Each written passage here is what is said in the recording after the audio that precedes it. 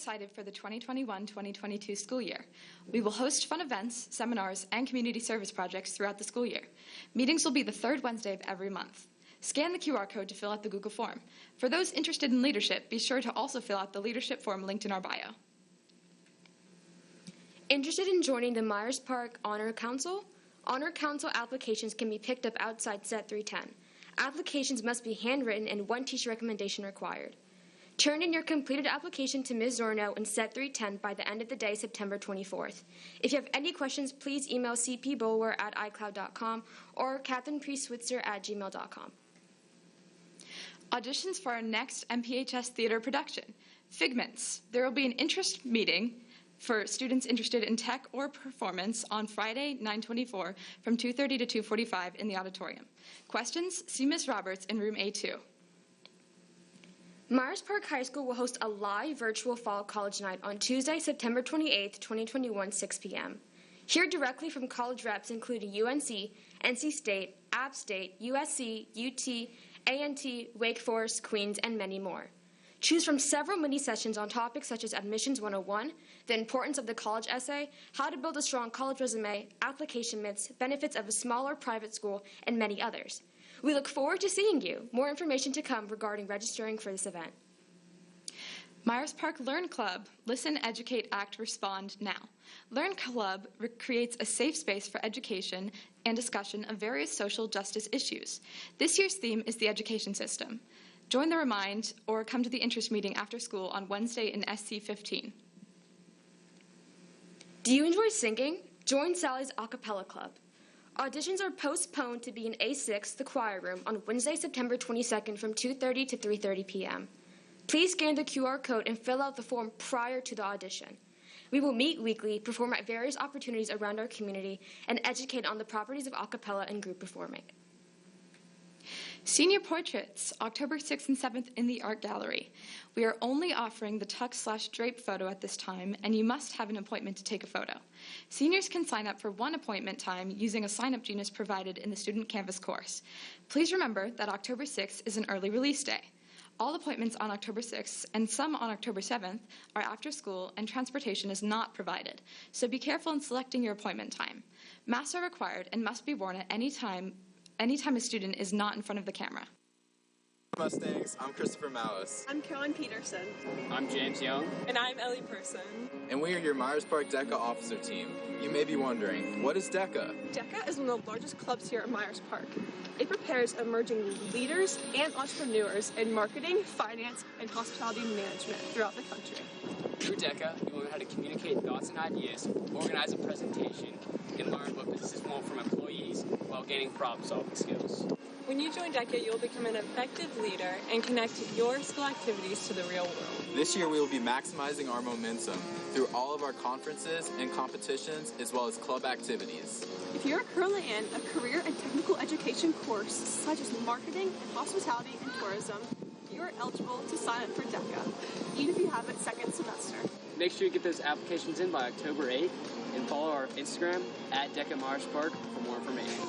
And for more information about how to be a DECA member, come to our interest meeting September 23rd in the small cafeteria right after school. We hope to see y'all there. Maximize your momentum. All right, good morning, Myers Park. Good morning, good morning.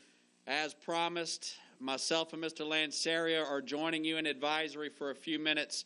Advisory teachers, I do want to apologize. Obviously, our 7 Mindsets curriculum is an important curriculum, but remember that pacing is a little bit loose as you determine you need to use it and engage in great conversations with students around 7 Mindsets. Everything is possible. In fact, everything is possible, including arriving to class on time. And here in this 4th week, students, we wanted to come to you and spend just a few minutes kind of detailing you in this process that has been underway of tracking any late arrival to campus at 7:15 or to class. And so anything there before we kind of get started? I know we got a few slides, introductory slides. Let's keep it going here. Let's see if Mr. Keenan, can you pull up that Google slide deck? We just want to start by reminding students of what we call the Mustang Way. The Mustang Way is to be engaged, to be restorative, and to be respectful. And anything you want to add on places to be in relevance to the Mustang Way and what we're talking about today, Mr. Lancerio? Yeah, so the Mustang Way, we're going to talk about how we can be engaged, restorative, respectful in transition, because this is where tardies happen in transition. Let's move over to the next slide here. So here's a process. You might have noticed QR codes popping around the entrances of buildings. You might have noticed some in teacher doors as well. So here's what you do if the bell rings and you find yourself with no pass. It means that you're unexcused.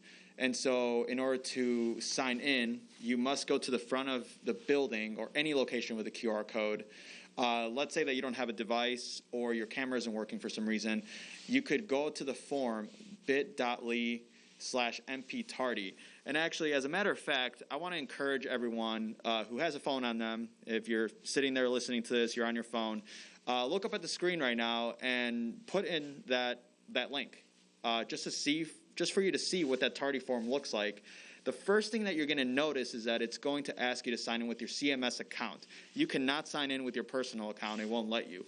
So in order to do that, you have to know how to sign in using your CMS account. So if you forgot your password, now would be a good time to get that reset either in the Media Center or if your teacher knows how to do it as well. Teachers, you also have an extension on your Chrome account that should allow you to change these passwords. And then so you're going to fill out that form if you're looking, hopefully you're looking at it or you're trying to sign into it right now just so you know what it looks like. You're going to use that completion pass. It's going to send you a receipt. It's also going to send you something on your browser, which you could use as a pass to get into your class. And this way, it's just a way to eliminate that transition period. It's been working well so far. We've been getting some great feedback, so we're just rolling along with it. Yeah, and let me say a couple things on that. Number one, primarily getting engaged is being in class on time. Now, we do realize that there are some long commutes on campus. We're collecting that data, and this QR code or bit.ly link helps us to collect that data. Now, the completion pass does need to be fresh, and teachers can check that too. That's something that we noticed, that obviously it needs to have today's date. Don't use screenshots. And understand that being unexcused does cause some issues, and there are going to be some consequences around late absences or, tardies that are accrued. You need to be having conversations with your teachers if there's a legitimate reason where you have a long commute. We know some buildings have tough exits coming out of. This morning is sort of an example that may occur again, but we're not always going to excuse, the rain as a late arrival to class. And so you really need to make sure that you're getting here kind of by 7:15. Well, really, you need to be kind of in line by 6:50, 6:55 so you can get in place by 7:15. Mm-hmm. There was a third slide, I think, on there, and I know Mr. Keenan came back to us, but we can maybe come back to some of this, but I would just say being engaged, knowing your CMS account information. I've run into a couple of kids that say, I don't know how to log in. That's going to be absolutely critical for academic success. There might be some traffic or unforeseen circumstances, but you need to do everything you can to, eliminate any obstacles.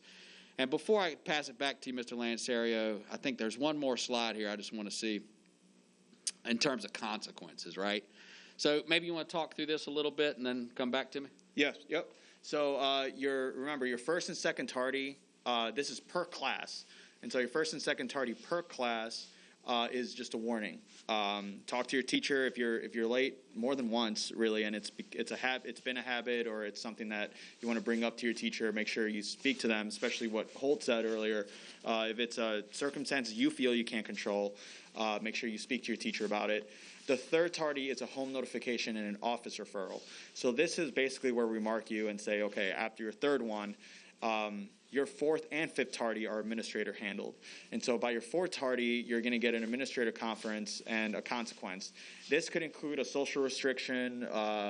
If you play a sport or are in a club, it could include some restrictions on that. It could be a lunch detention. Instead of going to eat lunch, you go to the student management center.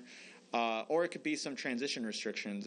Maybe we'll speak about how you could get to class and modify that transition period for you in order for you to be on time. And then by your fifth tardy, it is a class detention for that particular class, and then that's when we speak to a family member or guardian. And so think about that third tardy as a threshold. Teachers, this specifically for you. Once that third tardy happens, you mark it as an office referral. That's when we take over and track that student personally.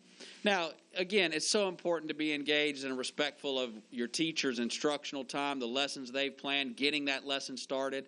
And so, if you've got some issues that you feel are legitimate, not only have you filled that out on the tardy form, but you've also maybe had a conversation with your teacher in that first and second one. And understand that we're tracking even students that are signing in.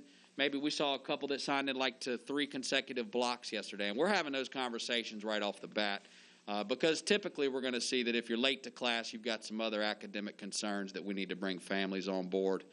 And so one other thing we noticed, you've got to get the schedule down on Tuesday, Thursday after second period going to homeroom. So those are just a few nuts and bolts items. And I'm pretty good on that. I don't want to take too much time from advisory, but anything else, Mr. Lanceria? No, just hustle. I mean, when you're in transition, just move quickly. I see a lot of people meandering. Just walk fast. You got to keep it moving. On this campus, you absolutely have to keep it moving. If you are legitimately keeping it moving and not getting there, we're going to help to work through that. But if you're not keeping it moving, then we're going to help your parents and families to help sharpen that urgency because we need to have it for some academic success. Okay, I'm going to bring on Miss Richards right here. See you guys later. Have a good day at the park, Mustang. All right, we're going to try to actually record that snippet right there, put it on Student Canvas, I think, for any kind of tardy information. But, Miss Richards, thank you for joining me today. So good to see you. Welcome. Good morning, everyone. So glad to be here. Now, I know Dr. Furr came on and spoke a little bit, but we wanted to come behind her and just sort of put a face to that message in terms of respecting our environment, right?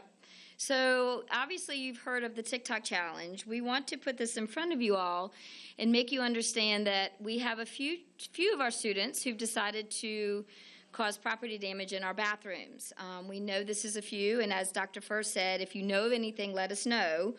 But know coming down the road that we are going to have to instill some different bathroom transitions, and the teachers will be made aware soon. But Mr. Holt wants to talk to you about how a few can affect the impact and being respectful to the bathroom and to the school. Well, it's exactly right. I mean, I think it's a great lesson in our society that when you have a few individuals that may not be respectful, when we have a community like we do in the school community, those few can cause some repercussions for all of us. So, yes, we will be sending out an email to teachers kind of walking through some steps that we think are no-nonsense steps to get this under control. But I appeal also, to the large percentage, the 95+% of students that show our IB learner profile. They are principled. They don't violate the code of conduct. They don't do vandalism that causes property damage. And I want to appeal to them, to help sort of isolate this small group of students that are being disrespectful. Because we know that's not the Mustang way, and that really doesn't define our character. And I agree with Mr. Holt. Please take this seriously. I want you all to understand it's expensive, it's disrespectful. This is your school. We want you to be proud of it. We also want to be respectful to our custodial staff. They, unfortunately, are the ones who have to pick up the mess. So be respectful to the school environment, and we know 95% of you are. Help us out, and you guys have a good day. And if you have anything that you want to share, as Dr. Furr said, please don't hesitate to see Mr. Tyson, Mr. James, Mr. Holt, Ms. Richards, or Mr. Lanceria. Again, advisory teachers, thank you for your attention to this. Obviously, we know that this has taken a big chunk of time, but this is an important opportunity for this space right here to reinforce our students showing the Mustang way in a number of different ways. And so I appreciate it. That's all we have. Y'all have a great day. Thanks.